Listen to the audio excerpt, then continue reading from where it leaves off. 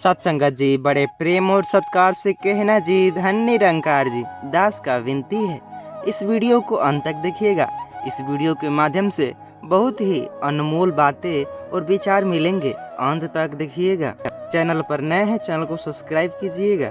सत्संगत जी निरंकार जिसका कोई आकार नहीं होता, लेकिन हम कहते हैं कोई तो आप निरंकारी नहीं हो। निरंकारी होते तो ये लक्ष्मी जी की पूजा या फिर इनके बारे में नहीं बताते। लेकिन आप जैसा कि जानते हैं धनतेरस निरंकारी एक है, लेकिन लोग अलग अलग मानते हैं। जैसे सतगुरु निरंकारी करना ज़रूरत है, वैसे ही लक्ष्मी की पूजा ये धनतेरस भी करना ज़रूरी है। धनतेरस का त्यौहार दीपावली से एक दिन पहले मनाया जाता है और इसे हिंदू धर्म में विशेष रूप से शुभ माना जाता है। पंचांग के अनुसार यह पर्व कार्तिक मास के कृष्ण पक्ष के त्रयोदशी तिथि पर आता है। इस दिन भगवान धनवंतरी, माता लक्ष्मी और कुबेर महाराज की पूजा का विशेष महत्व है। लोग मानते हैं कि इस दिन जो भी संपत्ति या वस्तु खरीदी जाती है उसमें 13 गुना वृद्धि होती है। यही कारण है कि लोग इस दिन बर्तन के साथ साथ सोने और चांदी की वस्तुएं खरीदना शुभ मानते हैं। इस साल धनतेरस का त्यौहार 29 अक्टूबर 2024 को मनाया जाएगा। त्रयोदशी तिथि की शुरुआत 29 अक्टूबर को सुबह 10:03 होगा और यह 30 अक्टूबर को दोपहर 1:07 समाप्त होगी। उदय तिथि के अनुसार 29 अक्टूबर को ही पर्व मनाना उचित रहेगा। धनतेरस को धन त्रयोदशी भी कहा जाता है और यह 5 दिवसीय दीपावली उत्सव की शुरुआत का पहला दिन होता है। इस दिन लक्ष्मी, गणेश और कुबेर की पूजा करके लोग अपने घरों को और जीवन में समृद्धि और शुभता की कामना करते हैं। धनतेरस का महत्व केवल पूजा तक सीमित नहीं, इस दिन खरीदी जाने वाली हर वस्तुएं को महत्व दिया जाता है। लोग सोने, चांदी और पीतल के बर्तन खरीदते हैं क्योंकि इन धातुओं को शुभ माना जाता है। खासकर पीतल का संभव भगवान धनवंतरी से है, इसलिए इस धातु से बने बर्तन खरीदना अयोग्य माना जाता है, समृद्धि लाने का माना जाता है। इसके विपरीत इस दिन लोहे और एल्युमिनियम जैसी धातुओं से बनी वस्तुएं नहीं खरीदने चाहिए क्योंकि इन्हें अशुभ माना जाता है। धनतेरस पर कई लोग सोने चांदी के आभूषण या सिक्के खरीदते हैं। चांदी के सिक्के पर माता लक्ष्मी और कुबेर की आकृति होती है, जिसे घर लाना बेहद शुभ माना जाता है। यदि कोई सोना नहीं खरीद सकता तो वह पीतल के बर्तन खरीदकर भी लक्ष्मी और बृहस्पति की कृपा प्राप्त कर सकता है। ग्रामीण क्षेत्रों में लोग इन दिन नए धनिये का बीज खरीदते हैं, जबकि शहरों क्षेत्रों में पूजा के लिए साबुत धनिया खरीदा जाता है। धनतेरस के दिन धनिया को लक्ष्मी जी की अर्पित करते हैं और धन स्थान पर छिड़कना शुभ माना जाता है। इसे समृद्धि का प्रतीक माना जाता है, लेकिन ध्यान रखें कि इस धनिये को भोजन में इस्तेमाल नहीं करना चाहिए। पूजा के बाद इसे गाय को खिला देना सबसे उचित माना जाता है। धनतेरस पर कुबेर यंत्र और लक्ष्मी महायंत्र को खरीदना भी बहुत लाभकारी माना जाता है। इन यंत्रों को विधि पूर्वक पूजा कर इन्हें तिजोरी या धन रखने से स्थान पर घर में धन का स्थायी आवास रखे। इसके अलावा इस दिन दीपक जलाने का विशेष महत्व है। घर के बाहर यम दीपक जलाकर यमराज को प्रसन्न करने की परंपरा है, जिससे परिवार पर किसी भी प्रकार की अकाल मृत्यु का साया न आए। तो लोग इस दिन अपनी क्षमता के अनुसार 11, 21, 51 या 101 दीपक जलाते हैं, जो दीर्घ आयु और सुख समृद्धि का प्रतीक होता है। धनतेरस पर लोग नए बर्तन भी खरीदते हैं और पुराने बर्तन को बदलकर तांबे, पीतल और चांदी के बर्तन लाते हैं। लक्ष्मी चरण को घर में लाना और प्रवेश द्वार पर उनका स्वागत करना भी शुभ माना जाता है। इससे यह संकेत मिलता है कि माता लक्ष्मी का आशीर्वाद घर में अस्थायी रूप से बना रहेगा।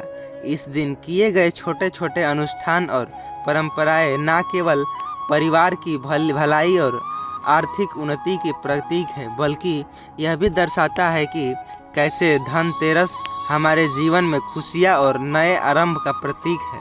धनतेरस केवल संपत्ति का संग्रह करने का अवसर नहीं है, बल्कि यह बात का संदेश भी देता है कि नई वस्तुएं, सही वस्तुएं सकारात्मक ऊर्जा को जीवन का सही संदेश दिखाते हैं। धनतेरस के इस पवित्र पर्व पर लोग अपने घर को सजाते हैं, दीपक जलाते हैं और भगवान गणेश व माता लक्ष्मी का स्वागत करना यह पर्व के केवल भौतिक समृद्धि का नहीं बल्कि आंतरिक संतोष और सुख शांति का भी संदेश देता है। लक्ष्मी चरण इस दिन घर में लाना मान लक्ष्मी का आवाहन माना जाता है और इस दिन घर में माता लक्ष्मी के चरणों को घर में लाना उन्हें अपने घर में निमंत्रण देने के तुल्य है। धनतेरस पर लक्ष्मी जी के 2 चरण घर में लाने चाहिए।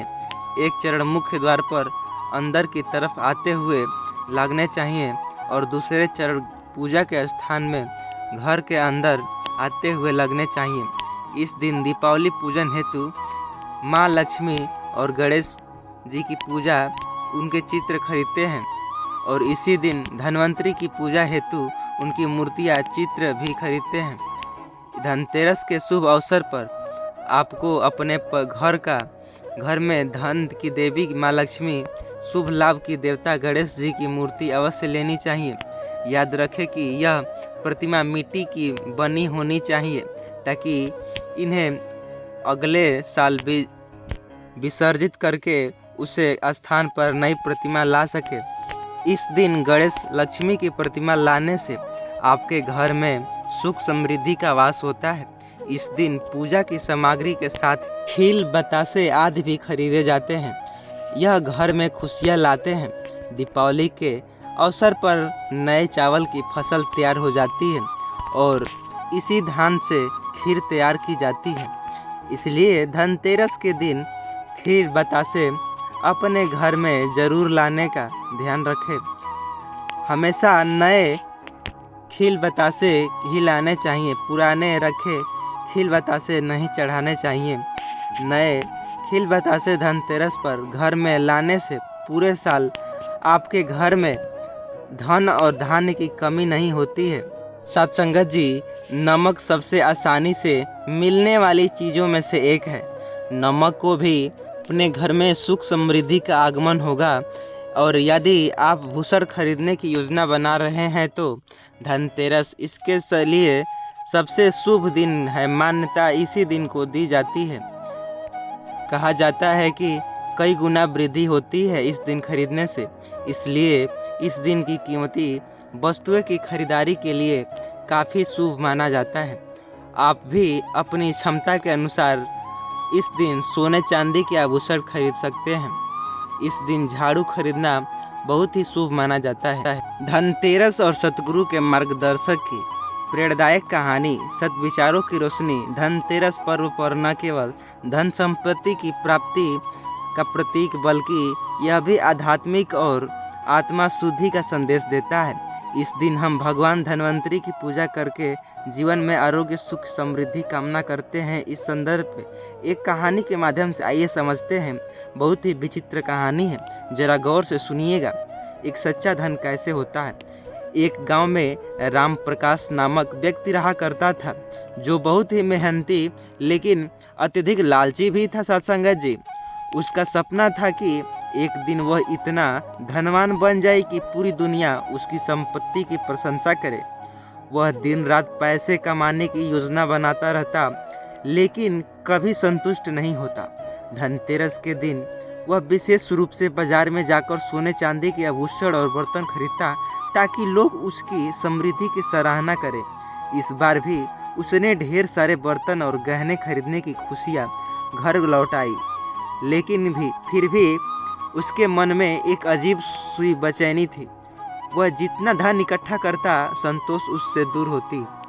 लेकिन उसके गांव में एक सत्संग का आयोजन हुआ था, जहां एक महात्मा जी प्रवचन दे रहे थे। वहीं महात्मा जो निरंकारी विचार में मिलते हैं, महात्मा ने अपने उपदेश में कहा, सच्चा धन वही है जो आत्मा को संतोष दे और मन को शांति प्रदान करे। जो धन, लोभ और अहंकार बढ़ाए वह इंसान को भटका देता है। राम प्रकाश को यह बात अजीब लगी। उसने सोचा, क्या बिना सोने चांदी के बिना धनी हो सकता है। सतगुरु के साक्षात्कार प्रवचन के बाद राम प्रवेश ने महात्मा जी की यह मुलाकात की पूछा, बाबा जी, मैं बहुत धन कमाने के बावजूद भी संतुष्ट क्यों नहीं हूँ? क्या धन की आवश्यकता से खुशी मिल सकती है? महात्मा जी मुस्कुराए और बोले, धन दो प्रकार के होते हैं, भौतिक और आध्यात्मिक। भौतिक धन तो समय के साथ समाप्त हो जाता है, लेकिन आध्यात्मिक धन जो सत्विचार, प्रेम और सेवा के रूप में होता है, हमेशा के लिए रहता है। क्या तूने कभी सोचा है कि जितना तुमने कमाया उससे दूसरों का भला किया हुआ हो? राम प्रवेश ने मन में यह बात चुभ गई। उसने महसूस किया कि उसका सारा ध्यान सिर्फ अपनी संपत्ति बढ़ाने में था, लेकिन उसने किसी ज़रूरतमंद की सहायता नहीं की। धनतेरस का सच्चा अर्थ यही है सत्संगत जी की। महात्मा जी के आगे कहा, धनतेरस का वास्तविक अर्थ है, धन का सही उपयोग। भौतिक वस्तुएं केवल साधना है, लेकिन यदि हम अपने धनतेरस के धन से कमी किसी की मदद कर सकते हैं तो उसके चेहरे पर मुस्कान ला सकते हैं। असली पूंजी वही है। यह सेवा और प्रेम का मार्ग मनुष्यों को सच्चा आनंद देता है।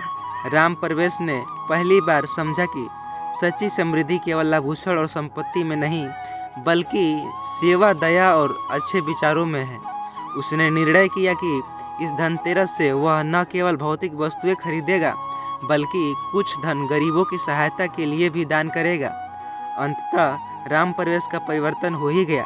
अगले दिन उसने गांव के कुछ जरूरतमंद लोगों में कंबल और भोजन की व्यवस्था की। उसकी छोटी सी सेवा से उन लोगों के चेहरे पर जो खुशियाँ लाई, वह राम प्रवेश के मन में गहरे संतोष से भर गई। उसे पहली बार महसूस हुआ कि सच्चा आनंद यही है। धनतेरस के दिन उसने सोने चांदी के साथ साथ प्रेम, दया और सेवा का भी ध्यान रखा।